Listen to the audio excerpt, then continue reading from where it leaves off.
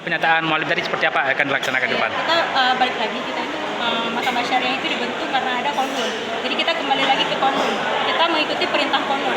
Ya, apabila itu sinergi kita lanjutkan ke laksanakan dan kita dukung. Apakah sudah ada peraturan khusus untuk memaksa atau melaksanakan orang-orang untuk disalat atau seperti apa? Ada pendampingan? Peraturan khusus kita belum ada, Pak. Mungkin nanti akan dirancang lanjutannya karena itu mungkin kita harus koordinasi dengan Dinas Syariat Islam, dengan Wilayatul Hizbah dan instansi-instansi terkait lainnya. Gitu. Karena ini kita tidak bisa berdiri seorang diri seperti itu, Pak. Karena ini kan harus integrasi begitu ya. Harus kita koordinasi dengan Dinas Syariat Islam juga. Kita juga meminta fatwa MPU. Tapi tak mendukung apa yang Iya, kita dikerjakan? tak mendukung. Asalkan itu amar ma'ruf nahi munkar, kita tak mendukung. Izin namanya siapa?